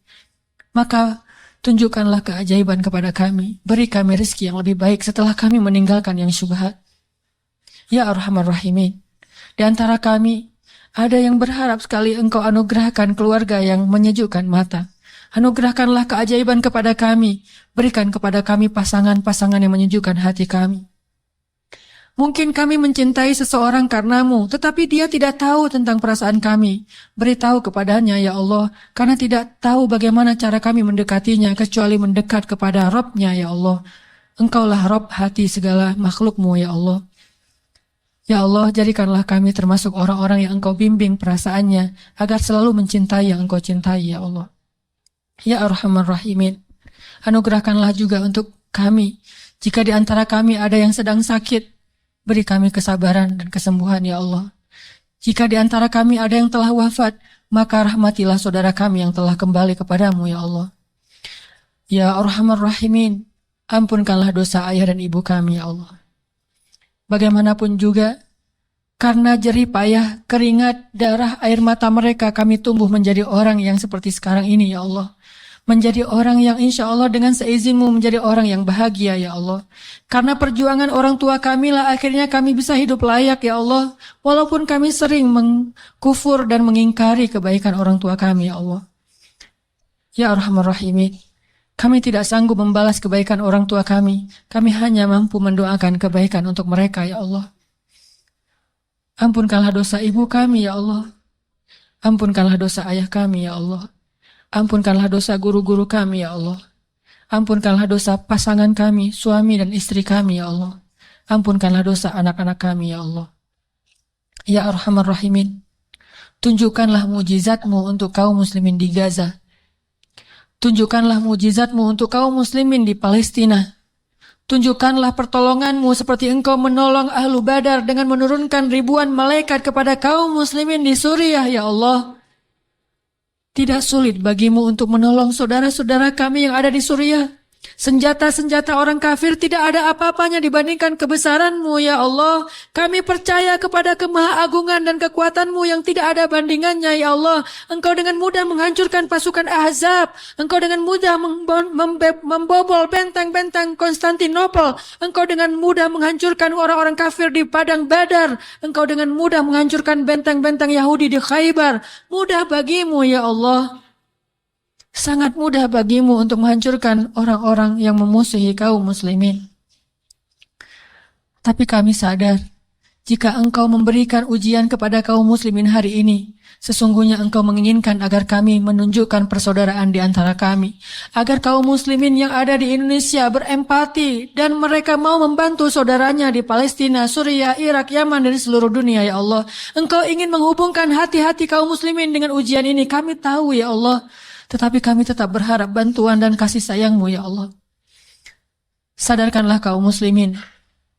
Mungkin tidak banyak berita yang menyiarkan tentang keadaan saudara kami di Suriah. Tetapi hati kami tidak tertutup untuk mereka ya Allah. Ajarkanlah kaum muslimin untuk menyayangi saudaranya seperti satu jasad ya Allah. Berikanlah kemampuan kami untuk bisa membantu kaum muslimin di seluruh dunia. Dan bantulah kaum muslimin di seluruh dunia dengan kesabaran, dengan ketabahan, dengan kekuatan dari-Mu ya Allah. Kami yakin mungkin Engkau lebih mencintai orang-orang di Palestina daripada kami, sehingga Engkau mengambil nyawa mereka dalam keadaan syahid. Maka sayangilah kami seperti mereka, sehingga Engkau kelak memberikan kami pahala syahid karena kami menolong mereka ya Allah. Rabbana zalamna anfusana wa illam taghfir lana wa tarhamna lanakunanna minal khasirin. Maafkanlah kami ya Allah, jika selama ini kami masih ragu kepadamu ya Allah. Kami masih bimbang dan ragu kepada kebesaran-Mu ya Allah. Mulai sekarang kami akan belajar yakin kepadamu. Belajar selalu mengandalkan-Mu dalam segala urusan kami. Kami tidak akan bergantung kepada makhluk. Kami bergantung kepadamu. Kalaupun kami menggunakan makhluk, kami bekerja sama dengan manusia, itu karena perintah-Mu, bukan karena kami ragu kepadamu ya Allah. Rabbana atina fid dunya hasanah, wa fil akhirati hasanah, wa qina adzabannar. Ya Allah, jadikanlah kami laki-laki yang selalu percaya kepada kebesaran-Mu. Anugerahkanlah kepada kami istri seperti Hajar. Anugerahkanlah kepada kami anak laki-laki seperti Ismail, dan anugerahkanlah kepada kami suami seperti Ibrahim. Anugerahkanlah kepada kami orang-orang yang selalu percaya kepadamu, dan jadikanlah kami termasuk di antara orang-orang yang beriman. Ya Rabbana, beri kami hasanah di dunia, hasanah di akhirat, dan jauhkanlah kami dari api neraka. Alhamdulillahirabbil alamin. Teman-teman yang dirahmati Allah, setelah kajian ini, oleh-oleh yang kita bisa bawa pulang, selalulah mengandalkan Allah dan bersabarlah dengan ujian. Buat Allah percaya kepada kita, kemudian tunggulah keajaiban terjadi dalam kehidupan kita.